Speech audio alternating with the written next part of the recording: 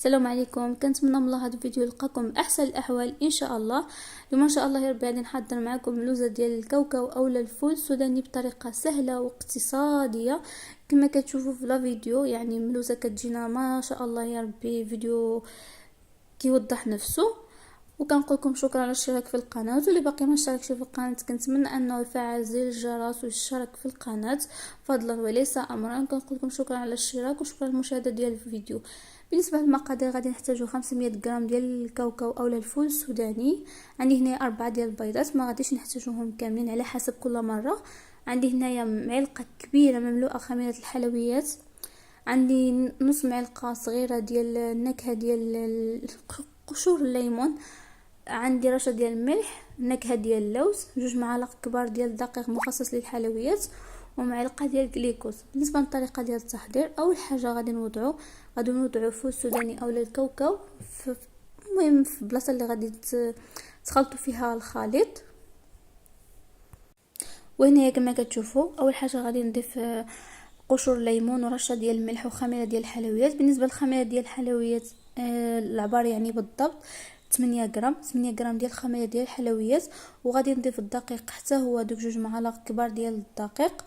بالنسبه للدقيق علاش ضفنا الدقيق فيها؟ باش كيجمع لنا الحلوى، يعني ما كيخليهاش كتفرزت، يعني كيعاوننا ان الحلوى كتجي شابره في راسها.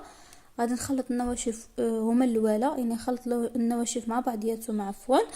ومن بعد ملي غادي نخلطهم عاد غادي نضيف الجليكوز وبيضات. هنايا غادي نضيف الجليكوز. بالنسبه كما قلت لكم البيضات ما غاديش نضيف 4 بيضات كاملين. المهم 500 غرام ديال اللوز اولا ديال الكاوكاو، يعني هما نفس المقادير. ملوزه ديال الكاوكاو اولا ملوزه ديال اللوز عفوا، كتدينا نفس هاد المقادير هادو. ما يمكنكم تستعملوا هاد المقادير، يعني نيتو غير تبدلوا غير اللوز اولا الكاوكاو، كيبقى على حسب المتوفر في المنزل. بالنسبه للبيضات علاش حطينا 4 بيضات وما عملتهمش يعني كاملين؟ حيت بعض المرات راه كنعمل 4 بيضات، بعض المرات كنعمل 3، حيتاش باش عرفوا ان العجينه ما خصهاش بيضات، يعني صافي بركه عليها من البيضات حتى تشوفوا ان بقات كتلصق معكم. انتم تشوفوا في الفيديو كيفاش يعني العجينه كتلصق لكم في يداكم، يعني خفيفه، يعني العجينه ماشي مثلا قاصحه. خاصها ضروري تكون العجينه خفيفه، باش الملوزه كتجي هشيشه وكتجي يعني رطبه، ما كتجيش قاصحه يعني قاصحه وكتجينا رطبه، يعني كتجي هشيشه كتفتحوها يعني كتحسوا بها ان دغيا كتذوب في الفم. حيت الا كانت مثلا الملوزه قاصحه، الا كانت العجينه ديال الملوزه قاصحه راه ما تصدقش معاكم، يعني ضروري خص تكون العجينه يعني العجينه خفيفه باش تصدق معاكم. ثم غادي تشوفوا في فيديو كيفاش يعني في الاخر العجينه كيفاش خليتها.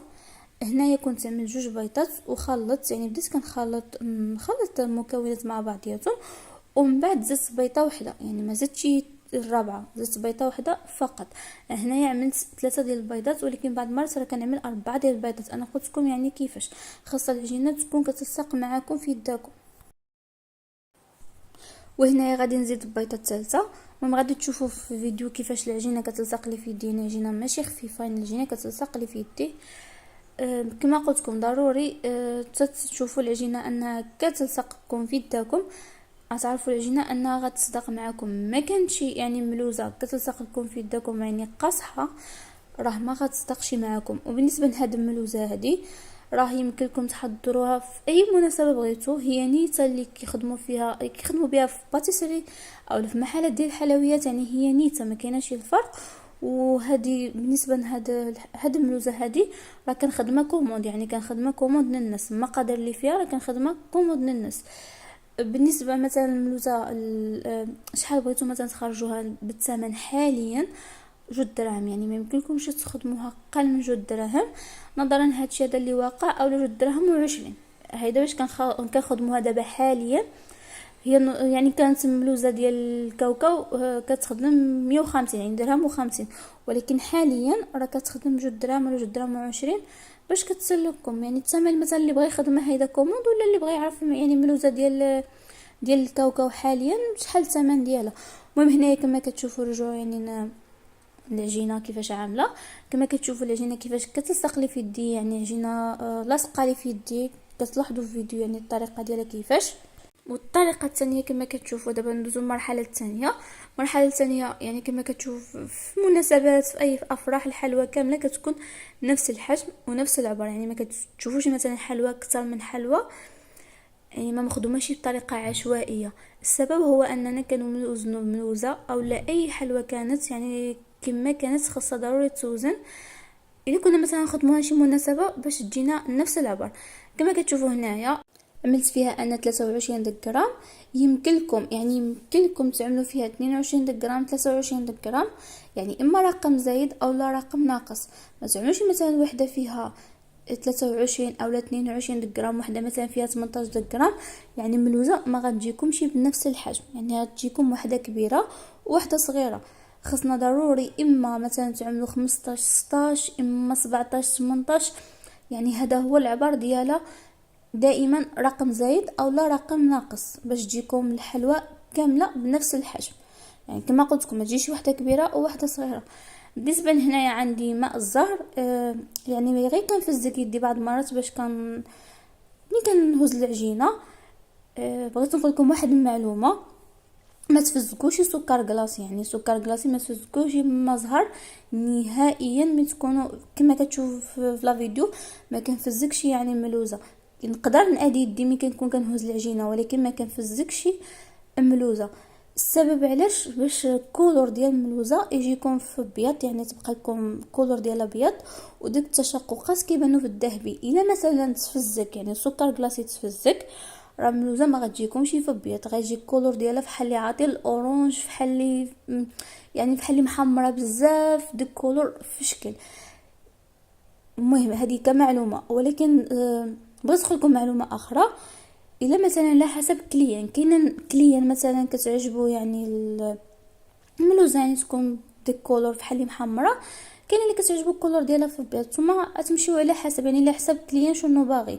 وكما قلت لكم حتى الملوزه يعني على حسب الحجم، كاينه اللي كيبغي مثلا الملوزه يعني تكون كبيره، كاينه مثلا الكليان اللي كيبغي الملوزه تكون صغيره متوسطه. المهم نتوما دائما كتخدموا على حسب المتطلبات ديال الكليان. اللي كانت نضر كيبقى لكم على حسب الاختيار، بغيتو تخدموها عشوائيه يعني كيبقى المهم كل واحد يعني حر كيفاش يخدمها. انا عطيتكم كمعلومه، نتوما اللي بغيت تبقى دائما الانسان كيزيد واحد الحاجه من عنده يعني على حسب داكشي اللي كيرتاح له. المهم كما كتشوفوا هنايا اختصرت الفيديو، انا بغيت نطول عليكم فيديو باش ما يجيش طويل بزاف. حاولت انني نشارك معكم معلومات يعني الضروريين واللي خصهم يكونوا. هنايا غادي نلوي هادشي هذا في سكر كلاصي وكما كتشوفوا. وبالنسبه للكاوكاو عندي محمر، يعني ماشي مثلا عملته خضر، حمرته في الفران عاد عملته فيها باش حيت هي ما كديناش واحد الوقت ديال الطياب بزاف. نقدر نقول لكم شي هيدا 14 دقيقه مثلا دغيا كتوجد معنا، يعني ملوزه ما كتعطاش دغيا في الفران. الا كنتو طيبوها في الفران يعني في الزنقه راه ما كتديش واحد الوقت طويل، يعني دغيا كطيب. وحاولوا ان مثلا اللي غايطيبها لكم قولوا راه يعني عندك يحرق لكم يعني من تحت تحرق من تحت، حيت هي راه ما كتديش واحد الوقت طويل ديال الطياب. انا حاولت نبسطكم داكشي الى اقصى درجه، حاولت نشرح لكم بطريقه مبسطه باش كلشي يفهم وباش كلشي تنجح مع هاد الملوزه ان شاء الله يا ربي.